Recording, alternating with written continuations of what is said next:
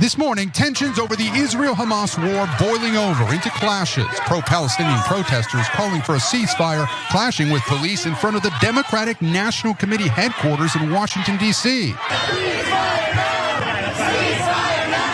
Videos posted to social media show protesters standing with their arms interlocked, blocking the DNC doors as they get into a shoving match with police. Last night, protesters calling for a ceasefire in Gaza decided to protest right outside of DNC headquarters in Washington, D.C. And as you can see from the videos, there were in fact some clashes with Capitol Police. And while police say that the demonstrators are the ones who initiated the physicality of what you just saw there, video evidence and firsthand accounts seem to suggest otherwise. So we're gonna go through the evidence as we see it and discuss what actually transpired here. Now, the demonstrators say that police even used pepper spray and fired projectiles containing chemical irritants at them. The protest was organized by 3 different advocacy groups, including If Not Now, which urges US Jewish groups to end their support of Israel's policies toward Palestinians. You also have Jewish Voice for Peace, a group that advocates for Palestinian independence. And finally, the Democratic Socialists of America, which I'm assuming our audience doesn't really need too much in detail about. You know who they are. Now, they did attempt to block the entrance to the DNC building, which is in fact an illegal form of protest. Officers, according to US police, Capitol Police I should say, had worked to keep back approximately 150 people who are illegally and violently protesting in the area, a characterization activist groups later disputed, and escorted members of Congress, including the top House Democrats, from the area. Now, about 10 Democratic members, including House Minority Leader Hakeem Jeffries, were inside as these clashes occurred. And according to the authorities, US Capitol Police in a statement Thursday defended its actions, saying that the protesters were not peaceful and said the protesters moved dumpsters in front of the exits and pepper sprayed police officers. Quote, "We have handled hundreds of peaceful protests, but last night's group was not peaceful," end quote, the statement says. Now, there are disputes about the protesters using pepper spray. So far, no evidence has emerged showing a single protester using pepper spray against Capitol Police.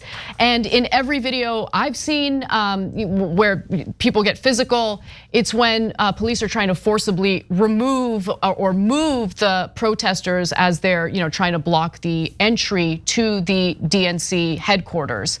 Now, before we get to the reaction from congressmen like Brad Sherman, any initial thoughts, Cenk? Yeah, I can't wait to get to Sherman. But first, let me be clear about the facts. Dave Uygur from Semaphore was there, and he said he did not see any protesters using pepper spray, but he did see police using pepper spray. So the police statement, shockingly, is not true. And so when and no one tried to enter the building. Weigel and every reporter on the scene confirmed no one tried to break into the building. That's another lie put out there by government officials, including the Democrats. And so now people are saying, oh my God, January 6th is, no, wait. I remember the cops in January 6th, a lot of them let the protesters through. And a lot of them, of course, were assaulted. I saw that as well. But overall, not much of a action there. Here you got left-wing protesters, all of a sudden the violence comes out, the pepper spray comes out against them. And I wanna be very clear, as far as I can tell, there's only one potential thing that I would argue with here, but I gotta give you the facts on that too. Being outside the building when the Democrats are inside and not listening to them, wonderful. Being super loud, wonderful. And locking arms, no problem with that. The only issue is moving the dumpsters in front of the exits because you can't block people in.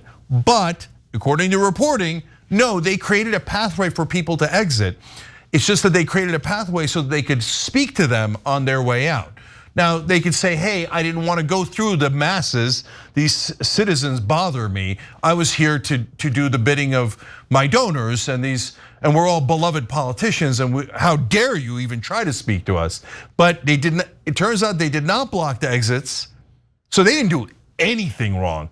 So that was a really strong, loud protest because the politicians will not listen to us. And that's a stone cold fact. Over 80% of Democratic voters say that they want a ceasefire. And over 90% of Democratic politicians, including every person in that building, says, no way, we don't care what our voters want. We're gonna shove war down their throat. And by the way, they're Democrats. So let's get to one of those Democrats, Democratic Congressman Brad Sherman, who not only tweeted about all of this, but also went on media to talk about it. So let's take a look at the video first. Yesterday, there were over 200,000 pro-Israel demonstrators with a permit, entirely peaceful. And here you have a demonstration less than 1,000th as large that's also getting publicity. And it's getting publicity because their willingness to attack police, as they did with pepper spray, is a force multiplier. A few demonstrators willing to attack police getting a fair amount of publicity, whereas the amount of publicity for 200,000 peaceful demonstrators proportionately less. I mean, look, it looks chaotic, but when you really focus in on what's happening in the videos we're watching, the police are like pushing the protesters around, and the protesters aren't like throwing punches. They're not like assaulting the cops. It isn't. I don't know. Anyway, all right. Well, Sherman also tweeted about this, saying, was just evacuated from the DNC after pro-terrorist anti-Israel protesters grew violent. They're calling for a ceasefire. Yeah. Calling for a ceasefire doesn't make you a terrorist. Okay? Yeah, hey. Or pro-terrorist. Brad Sherman, Dick Cheney called, asked for his talking points back. So, by the way, good news, it's not working anymore. This is the same kind of thug behavior that Congress people like Brad Sherman have been using for so long. Oh, if you don't want to attack Iraq, you're a terrorist sympathizer. You're pro-terrorist. Oh, you care about Palestinian lives. Terrorist, anti-Semite. Yeah. Not working at all, Brad Sherman. Go take that crap somewhere else. The American people are not interested. Your voters are not interested. I hope they throw your ass out of office. Now, look, talking about the 200,000 protesters that came to support Israel, nothing wrong with that. Great, that's also America. So I don't happen to agree that that America should keep bombing innocent Palestinian children and civilians, and not all the 200,000 that were in favor of Israel agree with that. A lot of them just love Israel and want to support it, etc. And there's variety there, but that's great. That's America. There's no problem. We're okay with both sides doing any kind of protest, assembly, etc. Right? But Brad Sherman says, if you disagree with me, you're a pro-terrorist. Yeah. I've heard it my whole life for 20 straight years from Republicans and a lot of Democrats like Brad Sherman. War. And you're worried, oh, your precious little ass. Oh my God, they created only a pathway for me. I demand roses at my feet, and these people dare to disagree with me. But you're not worried about the Palestinian children that are having bombs dropped on their heads. Of course not. Incinerated, grandmothers murdered over and over again. And these good Americans show up, most of them Jewish, by the way, and then you call them pro-terrorist. There's Rabbi Rosenberg gave a speech. Is she pro-terrorist? Is she anti-Semitic? No, she's an amazing, wonderful American that showed up and said, not in our name. But Brad Sherman always in favor of more oppression of Palestinians. You're the racist, Brad Sherman. You're the racist who says that anybody who is in favor of protecting innocent Palestinians is a terrorist. We don't want your crap anymore. I hope you're voted out of office immediately. Over 80% of Democratic voters disagree with you, and your actions are, as usual, monstrous. So let me give you the rest of what he says, because he lies in this tweet. So not only does he call those demonstrators pro-terrorist, anti-Israel protesters who grew violent, pepper spraying police, that wasn't true, there's no evidence of that, and attempting to break into the building. Well, again, Dave Weigel, a reporter previously from the Washington Post, he's now over at Semaphore. He was there on the ground reporting from the protest, and here's what he said, quote, I was reporting outside this protest. Nobody tried to enter the building. They were trying to block off entrances, but had their backs turned to them. He also said, yes, the protest was illegal civil disobedience, Protesters had legal observers on site and organizers telling people where to move if they didn't want to be arrested. But people, including congressmen, who claimed that protesters tried to break in were not being truthful. And evidence also suggests that it was actually the police who perpetrated most of the violence. In videos posted after the protest, you actually see the police shoving and dragging demonstrators as they're linked by their arms outside of the DNC building, and as they're chanting, terroristic things like "Let Gaza live" and "Which side are you on?" And let's give you the examples. Let's show you the receipts. Let's take a look.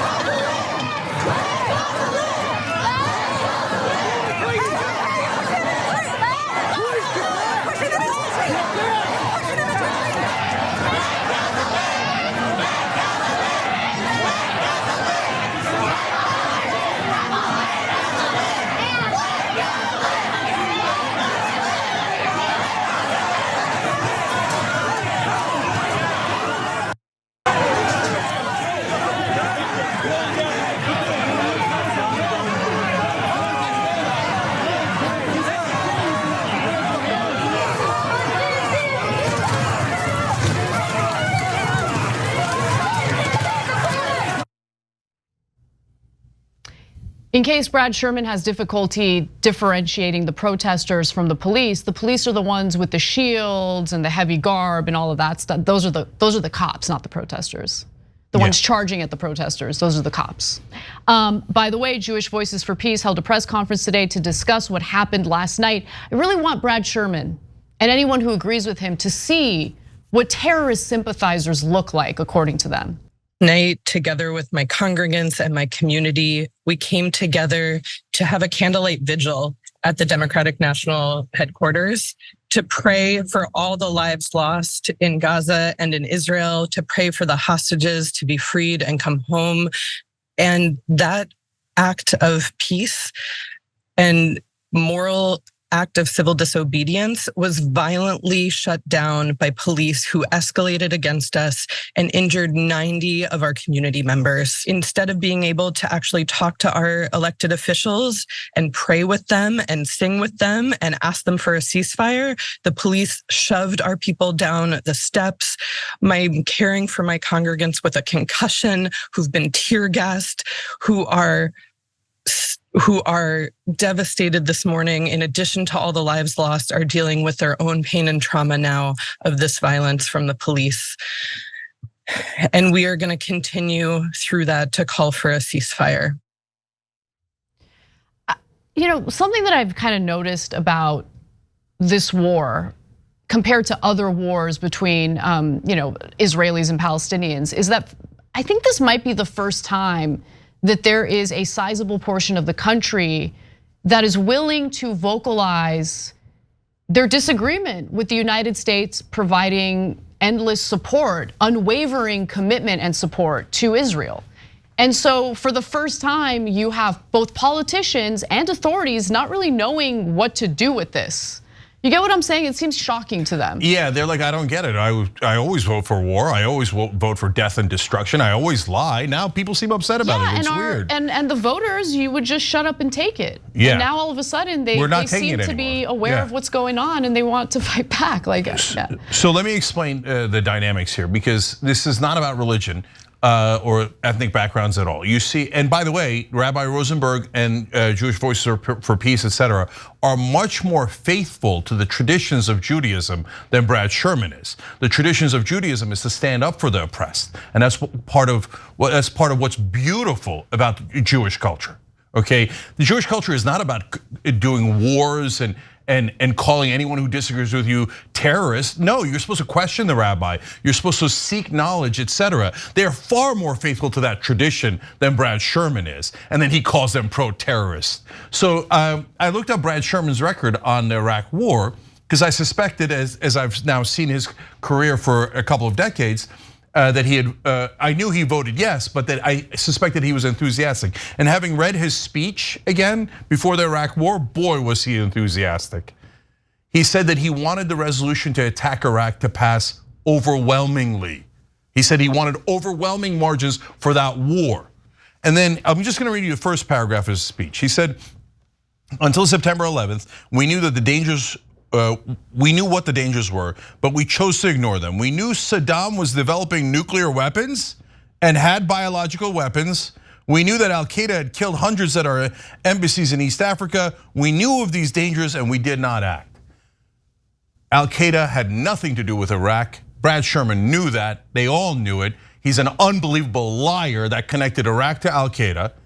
And no nuclear weapons, no biological weapons. Brad Sherman has been lying his entire political career. Whenever it comes time to bomb innocent Muslims, Brad Sherman always votes yes and encourages all the rest of his colleagues to vote in overwhelming margins to keep killing innocent Muslim civilians. Hundreds of thousands of civilians killed by America because of people like Brad Sherman.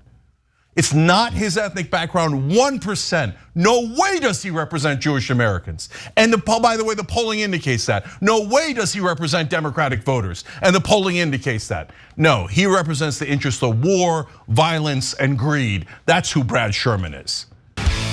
Thanks for watching the video, guys. We also love it if you hit the join button below, because that makes you a member, and members allow us to be independent, honest. We can be as progressive as we want, no corporate media influence, and that's all because of you guys. We love doing the show with our members. Hit the join button, become one of the Young Turks.